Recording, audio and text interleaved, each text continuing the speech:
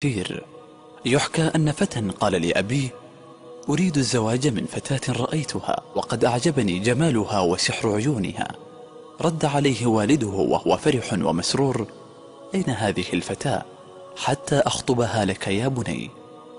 فلما ذهب ورأى الأب هذه الفتاة أعجب بها، وقال لابنه: اسمع يا بني، هذه الفتاة ليست من مستواك وأنت لا تصلح لها، هذه يستاهلها والله أعلم رجل له خبرة في الحياة وتعتمد عليه مثلي. اندهش الولد من كلام أبيه وقال له: كلا، بل أنا سأتزوجها يا أبي وليس أنت. تخاصما وذهبا لمركز الشرطة ليحلوا لهم المشكلة، وعندما قصا للضابط قصتهما قال لهم: أحضروا الفتاة لكي نسألها من تريد، الولد أم الأب؟ ولما رآها الضابط وانبهر من حسنها وفتنته قال لهم: هذه لا تصلح لكما، بل تصلح لشخص مرموق في البلد مثلي. وتخاصم الثلاثة وذهبوا إلى الوزير، وعندما رآها الوزير قال: هذه لا يتزوجها إلا الوزراء مثلي. وأيضا تخاصموا عليها حتى وصل الأمر إلى أمير البلدة، وعندما حضروا قال: أنا سأحل لكم المشكلة، أحضروا الفتاة.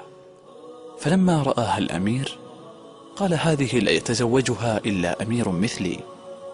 وتجادلوا جميعا، ثم قالت الفتاة: أنا عندي الحل، سوف أركض وأنتم تركضون خلفي، والذي يمسكني أولا أنا من نصيبه ويتزوجني.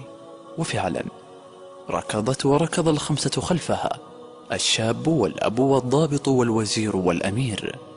وفجأة وهم يركضون خلفها سقط الخمسة في حفرة عميقة، ثم نظرت إليهم الفتاة من الأعلى وقالت: هل عرفتم من أنا؟ أنا الدنيا، أنا التي يجري خلفي جميع الناس إلا من رحم الله، ويتسابقون للحصول علي ويلهون عن دينهم في اللحاق بي حتى يقعوا في القبر ولم يفوزوا بي.